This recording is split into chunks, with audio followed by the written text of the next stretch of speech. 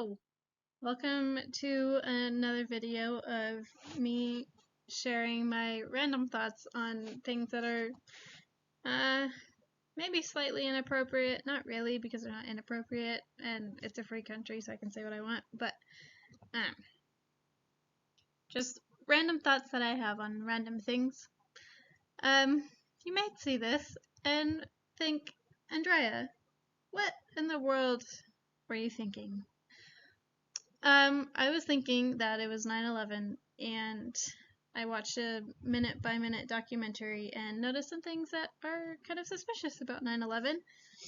Now, I have been exposed to several conspiracy theories about 9/11.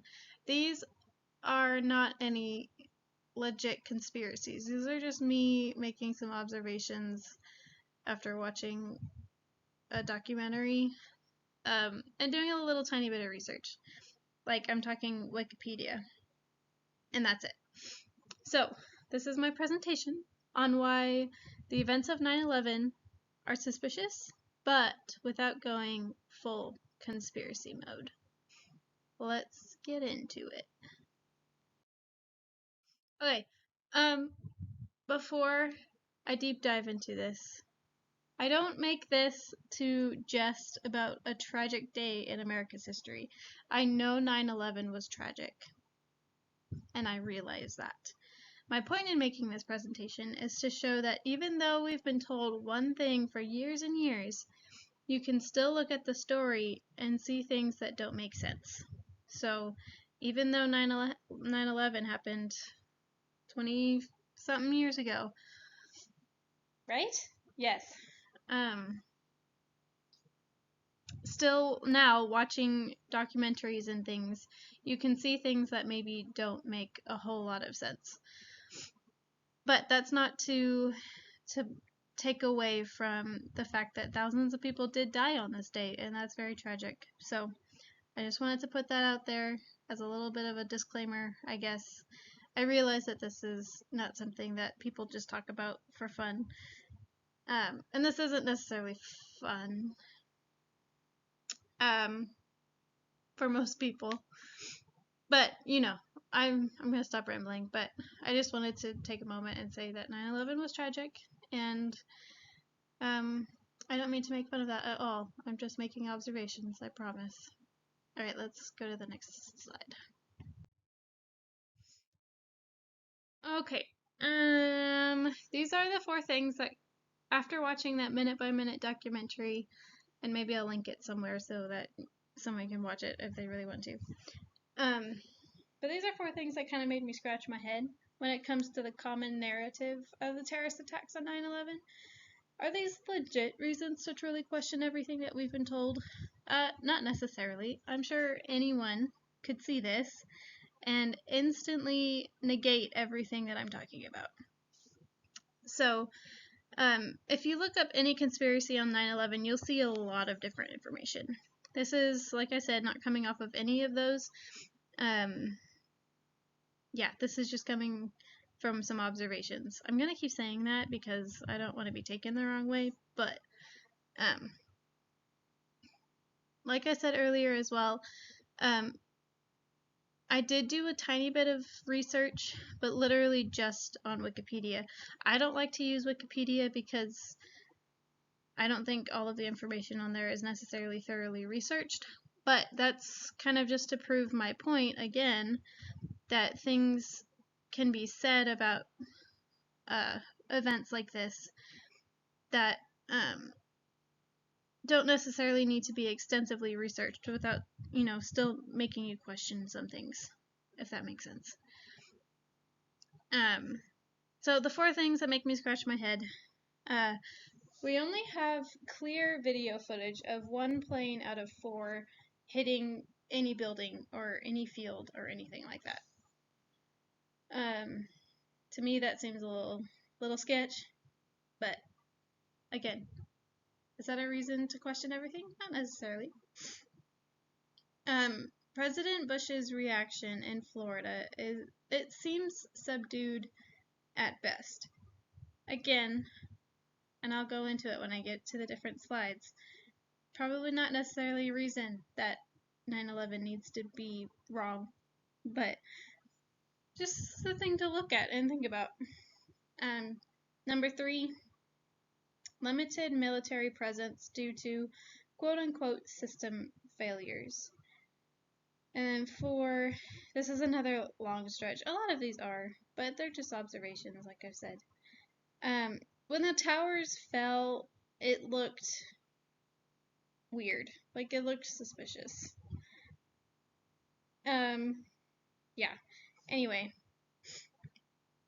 these are just some things. These are the things that I'm going to talk about.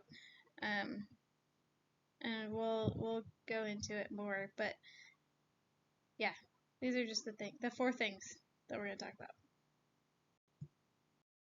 Okay, here we're going to talk about the video footage of the planes, or lack thereof of video footage.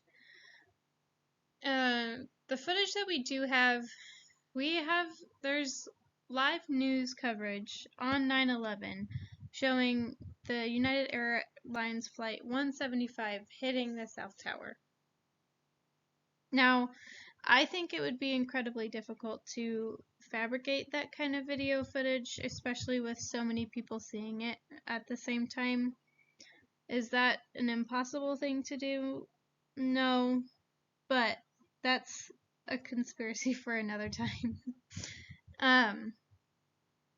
But that being said, Flight 175 is the only flight that we have clear footage hitting anything.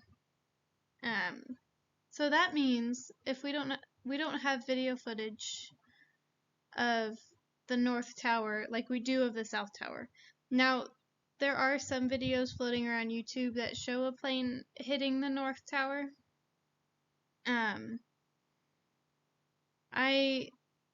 In 2001, people were not walking around with video cameras like we are nowadays with all of our phones. So, it's hard to say that there's not videos of anything hitting the North Tower, but you don't see a whole lot on that North Tower. We just have video footage of there being a hole in it and it being on fire. That's what we see from the video coverage of the news coverage of that day. So that means that really anything could have blown a hole in the North Tower. It might not have been a plane, it could have been a plane, but really anything could have been there because we don't really have clear footage of that tower being hit. For Flight 77, there's security camera footage, quote-unquote footage, of the third plane hitting the Pentagon. Now, I've seen the video for this. I was going to try to show it, but I don't know how to do that on PowerPoint like this. So I'll kind of describe it. It shows something very slowly because it's security camera. It's not high definition. Something hits the side of the Pentagon. You can see that. Now it's this whatever it is. It could be a plane. It's kind of hard to tell on the video itself because it's so pixelated. Something did hit the Pentagon. Now, was it a plane? Like I asked, it's hard to tell.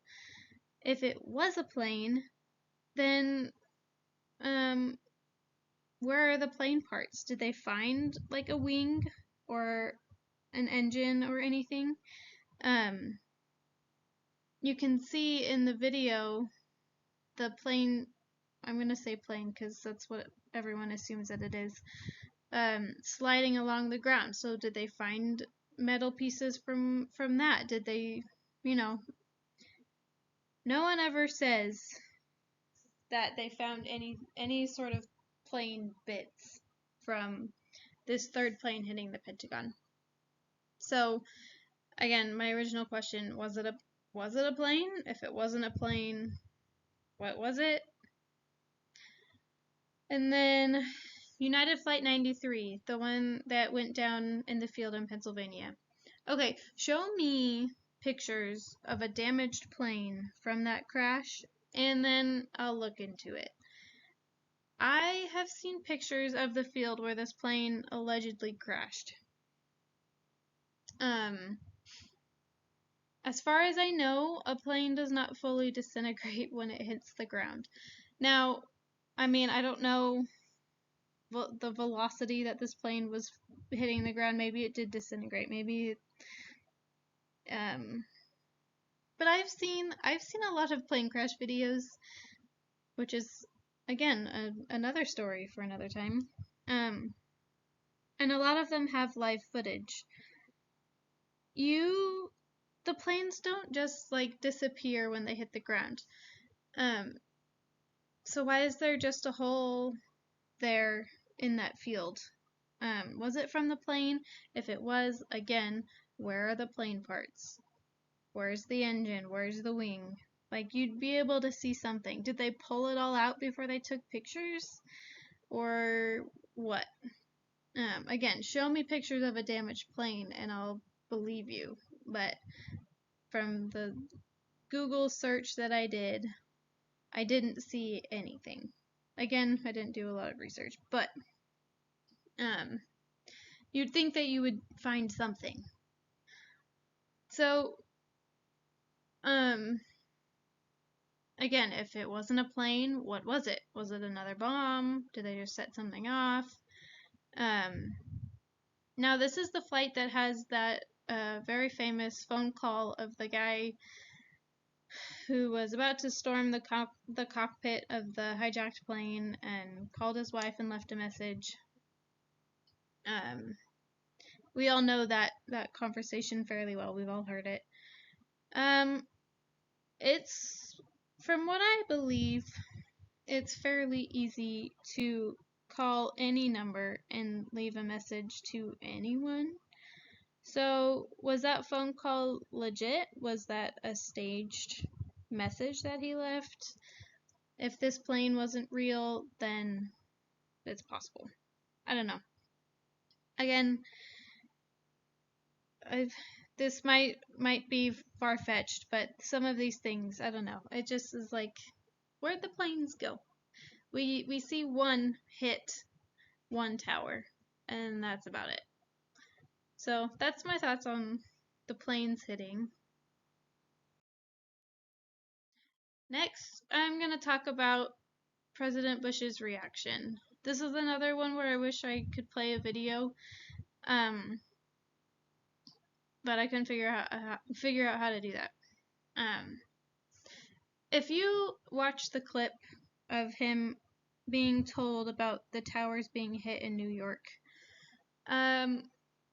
he makes very little. There's very little reaction to hearing this news. Did he underreact on purpose? If he did underreact on purpose, was it because he wanted to keep calm and not panic? Or was it because he already knew something was going to happen? That last bit might be pushing into that conspiracy bit a little bit too much, but I don't know. It seems like he either knew or just like played it off really well. I'm not a body language expert by any means, but his reaction seems off. If you watch his eyes and his just overall like bodily reaction to the guy telling him the news, it just watch it and see if it seems off. You can find clips of it, or you do your own research. But yeah, was he trying to keep calm? He's in front of a bunch of kids, probably didn't want to like lose it. Was he hoping for this news? Did he already expect the news? He doesn't seem like he's overjoyed that this happened, but he also doesn't seem like surprised or panicked or anything. But again, maybe he was just really good at keeping calm, which I could not do in this situation. But I don't know. For the weight of what happened in New York, it just seems off to me. I'm not an expert in any of this, so again, this is another one of those far-fetched ones, but I don't know. Watch a clip of him getting the news and you tell me if it seems off to you. Okay, where was the military? So for each flight, flight 11, 175, 77, 93, NORAD, which is North American Aerospace Defense Command, they would usually be the ones adding military presence to the air to escort potential hijacking threats. But in each instant of each of the planes, there was NORAD was not forewarned with enough time to get fighters in the air. Now, was it because everyone was like scrambled, no one knew who to tell? Was there a hierarchy issue? Like, do we tell the boss? Do we tell, like, who do we tell? But why was there never enough time? Now, there was some presence in the air on 9/11. A National Guard base close to where these planes took off and around New York, they scrambled 2 F-15 fighter jets to try to intercept Flight 11. And then later, there were 3 more ordered to track down another potential threat. But they went the wrong way. So again, what is with these system failures that created this limited amount of assistance in the air? Was that on purpose? Or was it just, human error where people just didn't know who to tell? It was a stressful situation. Maybe the ATC they didn't know what to do. The FAA maybe didn't know what to do. I don't know. It just seems like, and nowadays we have maybe a heightened sense of security. No one really expects planes to just be hijacked, but now I feel like after 9/11 we expect it a little bit more, which is maybe not necessary, but I don't know. Maybe there weren't systems in place to scramble more fighters in the air, or maybe there were just system failures, and were those on purpose? Who knows? Would the military presence in the air have helped at all? Again, who knows? But it just you hear this story and you're like, okay, why were all of these planes just like allowed to keep going when they saw other threats that were around? Seems a little suspicious to me, but again, I wasn't there. I don't know how they were experiencing this, how they handled it. But it's another thing that seemed a little bit off to me. This one is kind of hard. I did the most research on this, sort of. But when the World Trade Center buildings collapsed, the North and the South Towers, in my mind, they should have leaned over at least a little bit. Why did they collapse like straight down on themselves? Could a Boeing 767 really take down massive towers for them to collapse that way? I don't know. I am not an architect, nor do I know anything about being an architect or how buildings work. But I did watch one video once of a building demolition, and this was right before I made this presentation, which was funny. It's like TikTok knew that I needed a little bit of extra something or another. So in this building, it wasn't a very tall one, in this video that I saw, but there were multiple stories. They had explosions through several of the floors of the building in order to ensure that the building collapsed down on itself and didn't go other directions, because there were other buildings close by. Again, it was a planned demolition, so, I mean, was 9/11 planned? That's too big of a question. But, hearing that, even if there was a plane lodged in these skyscrapers, would they have needed extra explosions at the, further down the building to help facilitate the correct path of collapse? Right? Something just about the way that they fell caught my eye, and I questioned it. But again, I don't know anything about how buildings are supposed to fall. And I imagine they're probably not just like trees, but I don't know. You think it would lean a little bit, and it didn't seem like there was a whole lot of leaning.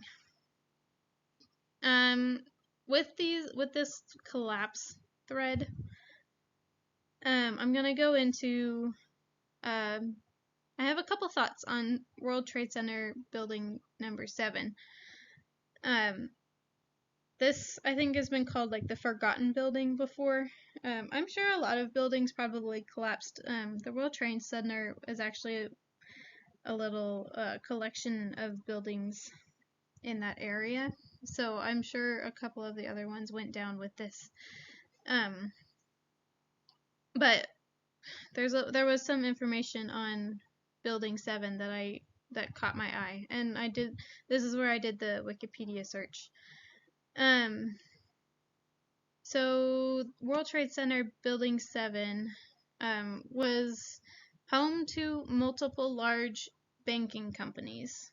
So that's, I hear money, I see red flags. Especially when it's something like this, terrorist attack. Money seems to, raise those red flags. So what people say about this building is that debris from the Twin Towers fell onto this building, igniting fires. According to Wikipedia, and like I said earlier, Wikipedia is not my favorite source for research because it's so public and people can kind of add their own research to it. But I didn't want to waste time like doing a deep dive into this. But the water pressure in the World Trade Center Building 7 and its fire extinguishing infrastructure, the water pressure wasn't strong enough to help fight the flames inside the building. And I don't know, maybe this was a common thing in these older buildings, but the sprinkler system was not automatic. It needed manual initiation to turn it on. So, I don't know, that's kind of interesting to me. Like, why was there not enough water pressure? Was it because they were fighting other fires or what? Or was that on purpose?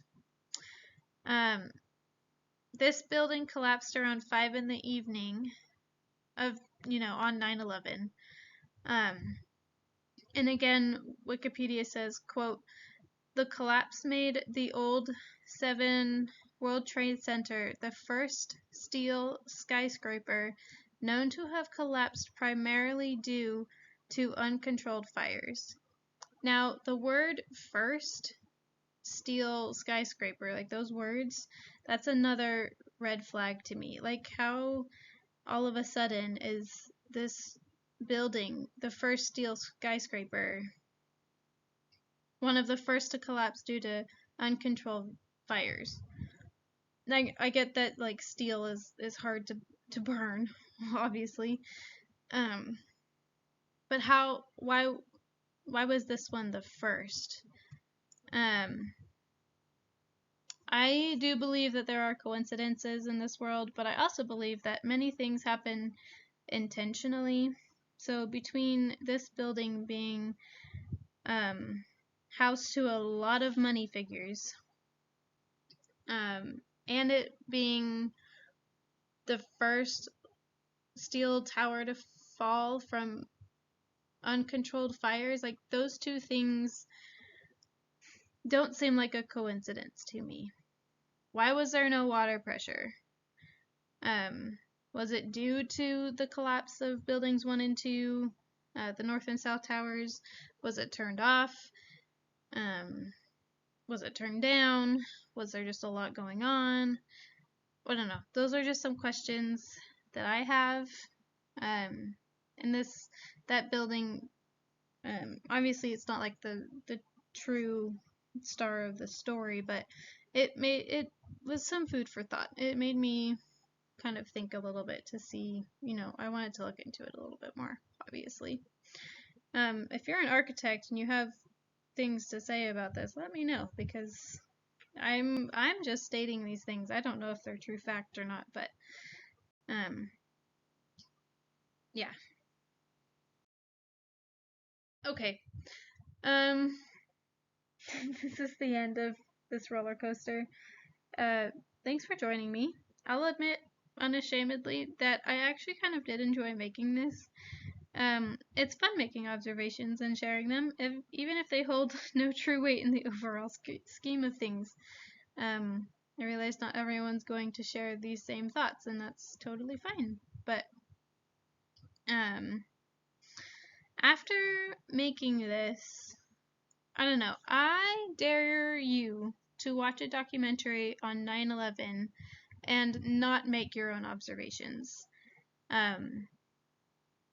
Like, just knowing that you can go back and watch some of these things and ask questions, like, that's, I don't know. I think that more people should do that more often. The observations that you make would probably be different than mine, and that's totally cool. If you want to make a PowerPoint about them, I'll watch your PowerPoint. Or, you don't have to do that either. You don't have to make any observations if you don't want to. You can just, if you think that what happened on 9/11 is what happened on 9/11 and we don't need to mess with it, then that's totally cool too. Everyone's got their own opinions and their own way of thinking, and I'm just here to share mine because I like to do that. Either way, whatever you decide to believe in about 9/11, that's all you. This was all me. You do you. Lastly, please don't hate me for making this. Like I said at the very beginning, I wasn't trying to diminish on the true tragedy of these terrorist attacks. But I do hope it maybe made you think a little. Even if you don't believe any of what I said, or if any of what I said is not true, then that's totally fine. But I don't know. I hope that this kind of made you think, and that next time you see something, there's, whether you watch a 9/11 documentary or you hear other things that you want to look into, that you ask your own questions. I hope maybe you were at least entertained by me talking about this, but whatever. Maybe you weren't. Maybe I was just the only one entertained. Either way, thanks for listening. I'm surprised you made it this far if you did, but thanks anyway.